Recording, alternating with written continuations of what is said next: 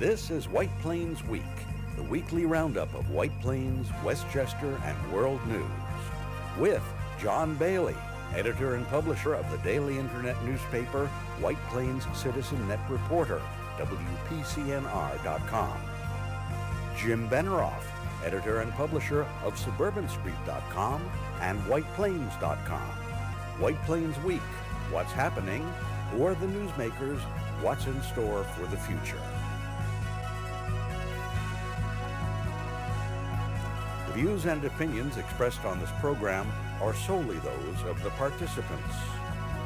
White Plains Week is presented on Optimum Cable Channel 76, Verizon Fios Channel 45, and on the internet at whiteplainsweek.com, youtube.com, and wpcommunitymedia.org. Now, White Plains Week. Good evening, Mr. and Mrs. White Plains, Westchester, and the world. This is John Bailey, the Citizen Net Reporter. Jim Beneroff is on assignment this evening. Here are the headlines for the White Plains Week of September 13th, 2019. Mayor Roach and County Executive George Latimer express remembrance and legacy of the 9/11 World Trade Center horror. Major cable internet Wi-Fi service disappears on Friday night, flounders back on Saturday and Sunday and Monday. No public explanation as to what happened to our TV. Voters pick a license plate, but after Thursday evening's debate, we are left more in doubt than ever. In White Plains, the search for a debate forum for Common Council continues. No organization steps up. Andrew Custodio, running for Common Council, launches a letter criticizing how qualified the Democratic Council candidates are. Meanwhile, the clock is running on the first day of early voting on October 26th. No public details yet from the Board of Elections. The White Plains School Board holds first board meeting of the year and hears superintendent's report, sets performance goals. First public budget input meeting is scheduled for October 21st at the high school. And of course, as the White Plains Week video newsreel pops up, this is the week we all will remember from 18 years ago, the 9/11 week, and that is the memorial of the 6 persons killed in that disaster from White Plains. And at Liberty Park, Mayor Roach put it in perspective. This is, again, and many of us have said it this morning, a beautiful day. September 11th that we're here to remember was also a beautiful day.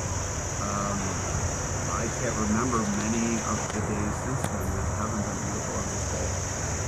As I was sitting here just now, I was thinking, when I look to my right, I see this beautiful, tranquil scene of peace and serenity. But my left ear tells me the year 287, and it tells me that the world is getting started. And as we sit here, nurses are going to the hospital to take care of people, teachers are going to schools to teach our young people, first responders are reporting for duty to help us if something should happen today. The world is carrying on, and I say carrying on because it's not moving on. We are here to remember what we lost, but we also know that we have to carry on. Yes, true words, carrying on. And that was after a very strange event happened last weekend. What happened was, can I have the next slide? Our televisions went out across the tri-state area. Altice, Verizon lost their feed somehow, and we lost ours. I wasn't aware of it until I saw an email from Catherine Chiaffi of Westchester County, who said that the county is aware of a large outage on Altice networks. This outage is impacting emergency phone service at multiple local police departments in the county, along with many customers. We are in communication with Altice and are closely monitoring the situation. The county police administrative lines are down, but 911 is working. If you need 911, you can call from your cell phone, and we will continue to bring you updates as they come in.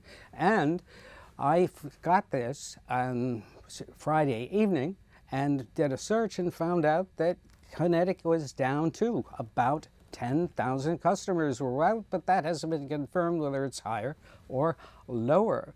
And then on Saturday morning, after absolutely no word on the first few hours of newscasts on Saturday morning, when News 12, which It's Friday night, just before 8 p.m. after a power failure in Westchester County. This had impacted phone and cable service in parts of New York and Connecticut. Altice Optimum has since fixed the problem. Brewster Sports. But did they really fix it? Unfortunately, they did not, because on Monday morning, when I finally got through to Altice, I found out, to my amazement, that there were a lot of areas still out. If we can have the next slide, that is the list of towns and cities all around the metropolitan area that was on the Altice Fios website, and as you can see, there were about 7,000 still out as of Monday. Now, on Tuesday, I checked back, and this list of communities that were out were gone. Now, this really troubles me because there has been no announcement from Westchester County after Ms. Giaffi's communication last Friday night. No communication from the county, no communication from Altice Verizon about what caused the problem. And from what I understand, it was around the country that this happened in various cities, according to the outage maps that I saw. So this is a mystery that we need to get to the bottom of. Now, coming up, we have the situation that we have a new license plate design, and there it is. This was what we were occupied with, and the voters decided on this license plate. Quite frankly, I have mine. I don't want to get rid of it, but this is the license plate that perhaps we will be forced to switch to when our current registrations expire. Now, depending on how you feel, the Democrats held another debate last night. Here's a picture of the stage, and I don't know about you, but I'm more confused than ever. My feeling is there were a lot of good, strong performances by Amy Klobuchar, Elizabeth Warren, and some intriguing issues were raised. But I thought the thing was that when Joseph Biden was caught in a misspeak by one of the other candidates, he was flustered. Now, you can't get flustered.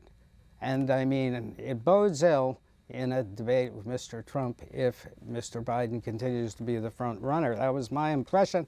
And it was made light of by a commentator who is strongly behind Mr. Biden, that it was not civil. Well, any debate with President Trump is not going to be civil at all. So they better be prepared, and he has to stop fumbling around and just making simple mistakes.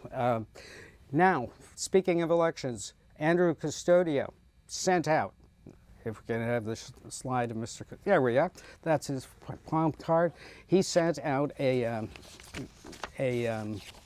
letter across the email waves, and he criticized very strongly the abilities of the Democratic Common Council candidates, two of them anyway, and he criticized them mainly for not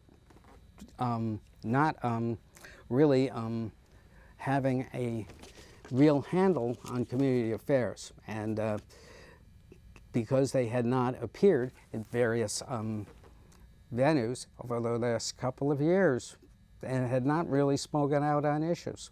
So you can read his entire letter on the WPCNR website. He also advised me that the Republican candidates are still working, trying to find a venue to host a separate forum from the League of Women Voters Forum, which is going to take place on October 16th at Church Street School. However, as we all know, the League of Women Voters Forum is a very genteel affair. Not much happens, not much is said new, and the Republicans were hoping to stage a debate of their own whereby we could get down to cracks and not that brass tacks, and not have the canned questions that the League of Women Voters seems to specialize in. Now, school board met again this week, and first time in September, and and Superintendent Joseph Ricca went over his various comments. This was the slide from his report talking about White Plains ELA and math performances, and they are hopeful that by 2022 they will raise the ELA and math passing numbers to 60%. This is very ambitious. That is, let's see, 2 years. So they would have to up at 5% a year to get that.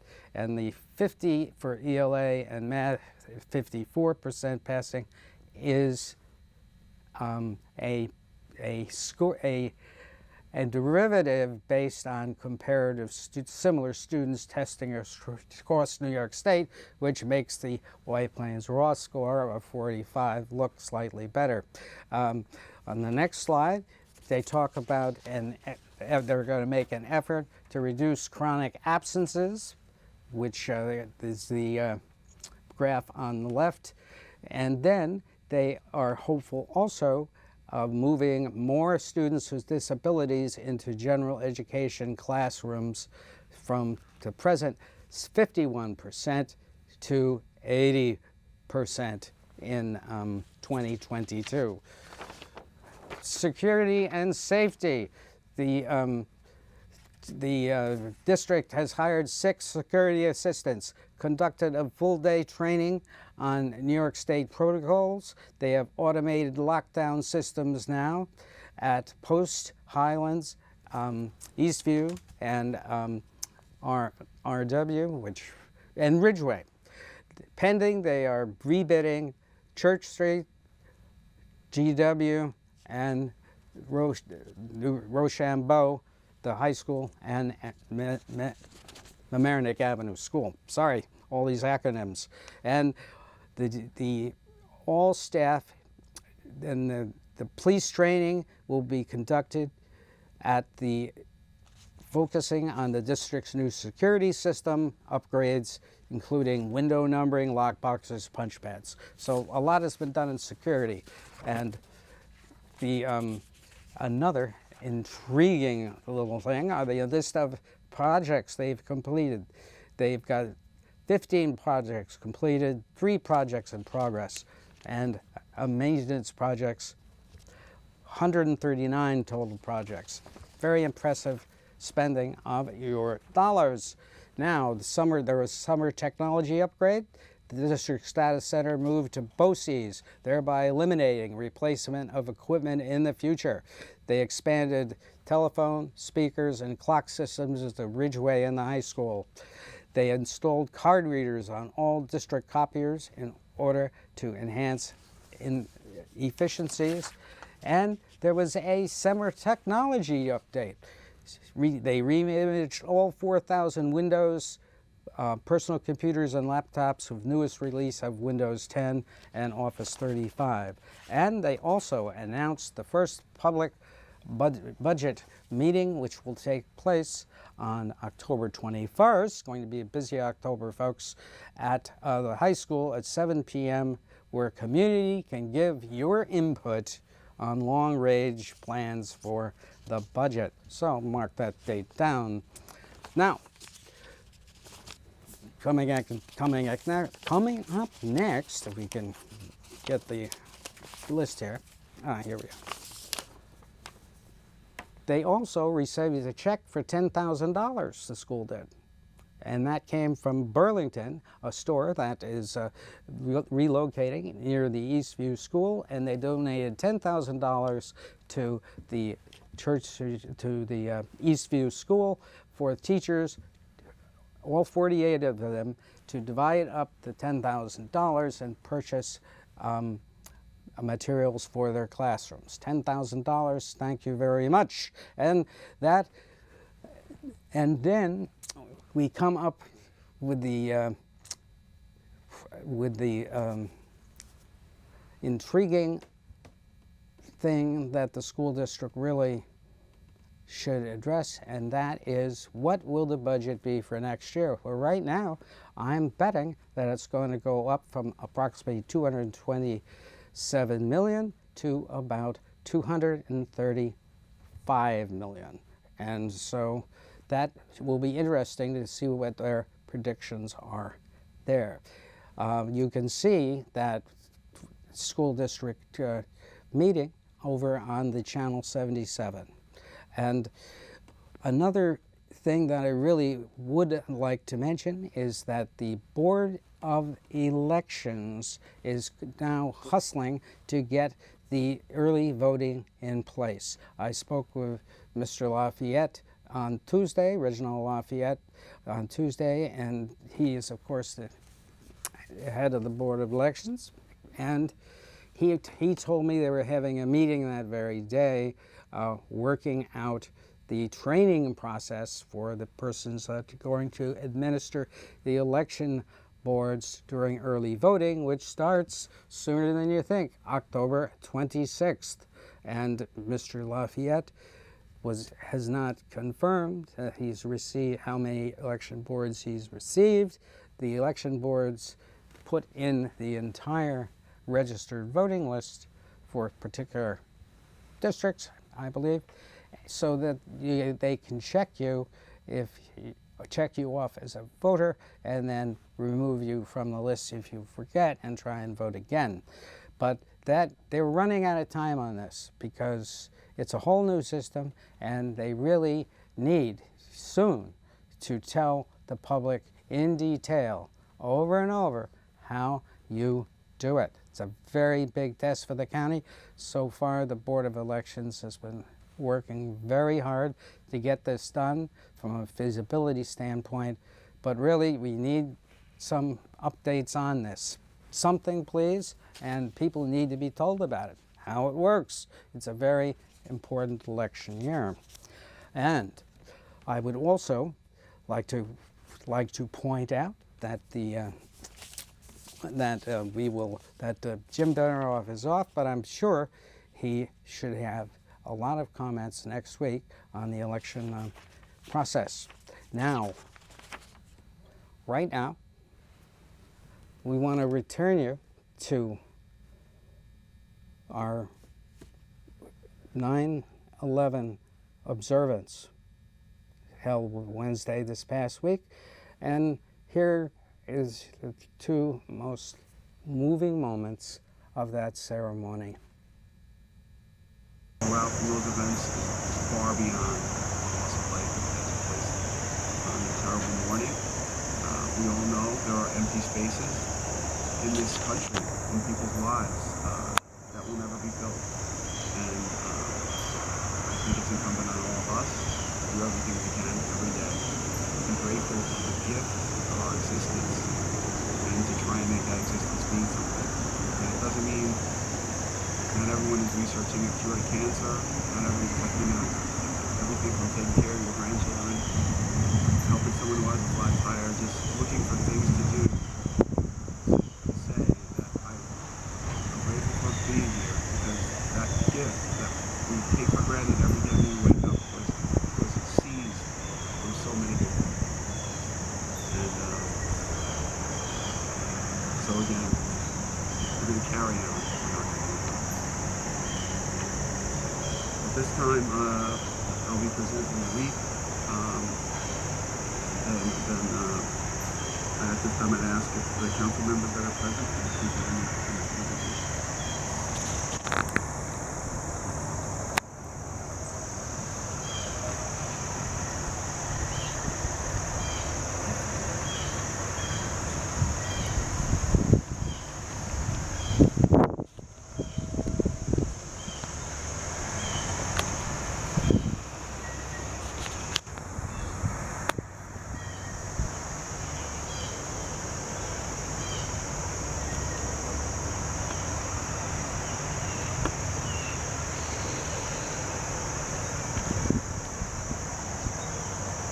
At this time, I would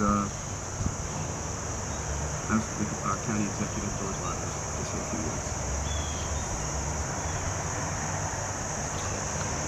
When I think of this day, I have an odd remembrance of a conversation I had with my father when I was a teenager or a tweener, somewhere around the age of 12 or 13. On that particular conversation, it was at night, I was doing my homework at the kitchen table, and I was kind of complaining because I had an algebra test the next day on a Friday, and I didn't want to have a test on Friday. I wanted to focus on the weekend and the fun. And I was complaining, and I said to my father, "Oh, I can't believe I have to be tested." He looked at me, pounded the table. He was not a soft and cuddly dad. And he said, "Son, you're going to be tested every day. Study that." He pointed at that. I thought he might even hit me. But I never forgot him telling me that every day we're going to be tested. And in my lifetime, in your lifetime, 50 years since that anecdote, easy, we are tested every day. And it's not just algebra tests or LSAT, get into college tests. We're tested in every single thing that we deal with. The night you're very tired, but you have to drive a distance, you're tested. Are my skills good enough to make this drive safely and get home on time? Am I tested as a father or mother with a new baby in the home? Can we raise this child properly with all the hope and the fears you have? But I think we all understand that there's one test that none of us here have yet to face. Those 6 people faced it. The people who were in that tower in various offices, Aon, Cantor Fitzgerald, the people who were at the Pentagon faced it. The men and the women on Flight 93 in the skies over Pennsylvania faced it. And that's a test that maybe only Rabbi and Reverend can help us understand what it is that we have to grasp within ourselves, because we do not live forever. Every single one of us will face that test in due time. We all hope it will be, as Tom described this beautiful setting, in a peaceful way, very late in life, with our family around us and a joyous appreciation of the life we've lived. But what if it isn't? What if we're in an office high up above the ground level and we're told that all the exits are trapped and there's no way to get out? What if we're in a plane and we realize that the people in that cockpit intend to crash this airplane into something? That to me is what 9/11 represents. We have Memorial Day to remember those who were at war who died. And they were fighting on behalf of the country, and they faced death every day. But the corporate executives and the secretaries and the maintenance people in that tower and in the Pentagon weren't facing death that day. It was another day of work. And what it was unexpected horror that happened to everyday people. And that firefighters trained to deal with emergency situations in a moment's notice at the most emergency situation they could ever face. And yet, with the packs, 60-pound packs, they went up the stairs into the problem to try to save people's lives. That to me is 9/11. These people face their tests. How will we handle when we face our tests? Will we show dignity? Will we show grace? Will we remember that life is not granted to all of us forever? We will never forget these people because of the way they faced their tests. And we will always appreciate the fact that those first responders, those men and women on Flight 93, showed bravery. Thank God rest every one of this.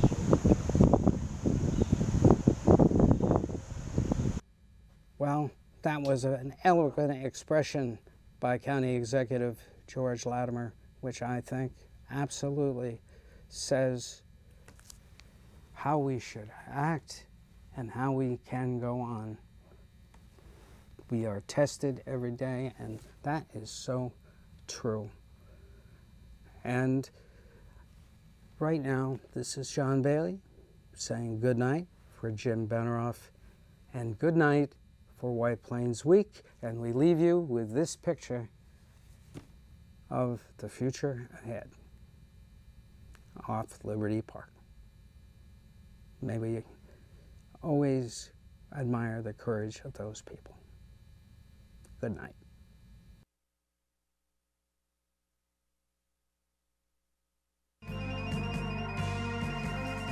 This has been White Plains Week, news and commentary about White Plains, Westchester, and the world.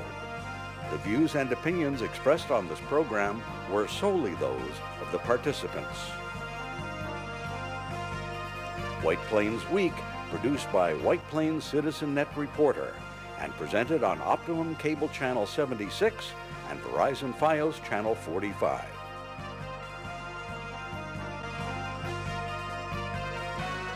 You may view White Plains Week anytime on the internet at whiteplainsweek.com, youtube.com, and wpcommunitymedia.org.